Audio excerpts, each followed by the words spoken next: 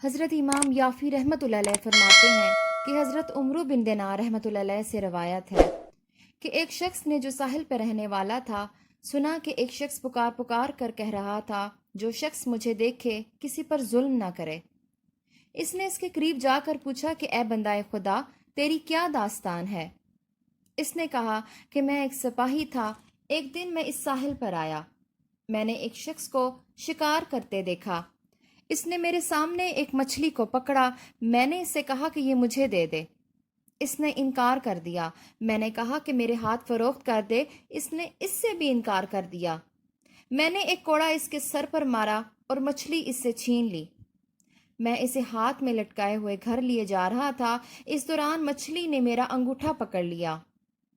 میں نے بہت چاہا کہ کسی طرح اپنا انگوٹھا چھڑا لوں مگر ایسا نہ ہو سکا، میں اپنے اہل و عیال کے پاس گیا، انہوں نے بھی اسے چھڑانے کی بڑی کوشش کی لیکن نہ چھڑا سکے، آخر بڑی محنت اور مشقت سے چھٹکارا ہوا۔ وہ شخص کہتا ہے کہ اس وجہ سے میرے انگوٹھے پر ورم آ گیا، پھر وہ سڑ گیا اور اس میں جتنے مچھلی کے دان تھے اسی قدر سوراخ ہو گئے۔ میں نے اپنے ایک دوست ڈاکٹر کو دکھایا تو اس نے دیکھتے ہی کہا کہ یہ مرض عاقلہ ہے، اگر تو اپنا انگوٹھا نہ کٹوائے گا تو ہلاک ہو جائے گا۔ میں نے انگوٹھا کٹوایا تو پھوڑا میری ہتھیلی میں ہو گیا، پھر ڈاکٹر کے پاس گیا، اس نے کہا کہ اگر ہتھیلی نہیں کٹوائے گا تو ہلاک ہو جائے گا، میں نے وہ بھی کٹوا دی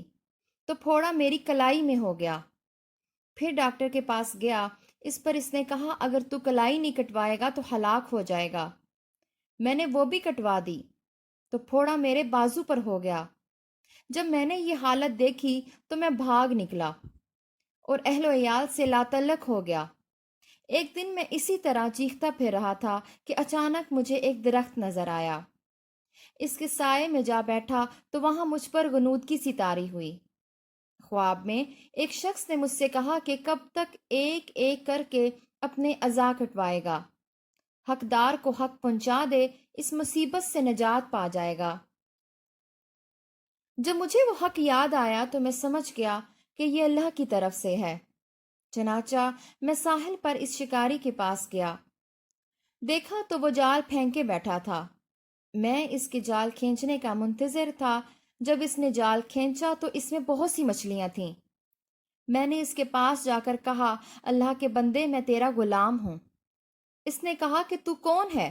میں نے کہا میں وہی سپاہی ہوں جس نے تیرے سر پر کوڑا مارا تھا اور مچھلی تجھ سے چھین لی تھی،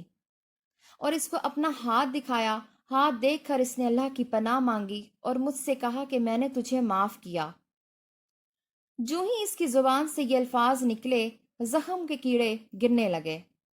جب میں وہاں سے پلٹ کر آنے لگا تو مجھ سے کہا کہ ٹھہر جا، یہ مجھ سے تیرے ساتھ نا انصافی ہوئی ہے کہ مچھلی جیسی ایک بے وقت چیز کی وجہ سے میں نے تمہارے لیے بد دعا کی اور وہ قبول ہو گئی۔ پھر وہ مجھے اپنے گھر لے گیا اور 20,000 درہم مجھے دیے۔ لوٹتے ہوئے میں نے عرض کیا خدا کے لیے اتنا بتا دیجئے کہ آپ نے کیا کہہ کر میرے لیے بد دعا کی تھی؟ اس نے کہا جب تو نے میرے سر پر کوڑا مارا اور مچھلی چھین لی تو میں نے آسمان کی طرف نگاہ اٹھائی اور رو کر کہا کہ اے اللہ تو نے ہی مجھے اور اسے پیدا کیا، اسے قوی اور مجھے کمزور بنایا اور پھر اسے مجھ پر مسلط کر دیا، تو نے مجھے اس کے شر سے بچایا اور نہ مجھے اتنی طاقت دی کہ اس کے ظلم کا مقابلہ کر سکوں۔ میں تجھ سے اسی قدرت کے وسیلے سے سوال کرتا ہوں جس سے تو نے اسے قوی اور مجھے ضعیف بنایا، اس کو مخلوق کے واسطے عبرت بنا دے۔ اللہ تعالیٰ عدل و انصاف کو پسند کرتا ہے اور ظلم و زیادتی کو پسند نہیں فرماتا۔ قرآن پاک سے پتہ چلتا ہے کہ اللہ تعالیٰ نہ خود اپنے بندوں پر ظلم کرتا ہے اور نہ کسی ظلم کرنے والے کو برداشت کرتا ہے، بلکہ وہ ظالموں کو سخت اور عبرتناک عذاب دیتا ہے۔ نبی کریم صلی اللہ علیہ وآلہ وسلم کا ارشاد ہے جو شخص ایک بالشت زمین ظلمن لے گا تو اللہ تعالیٰ قیامت کے دن 7 زمینوں کا توق بنا کر اس کے گلے میں ڈالے گا۔ نبی رحمت صلی اللہ علیہ وآلہ وسلم کے فرمان کے مطابق مظلوم کی دعا ضرور قبول ہوتی ہے،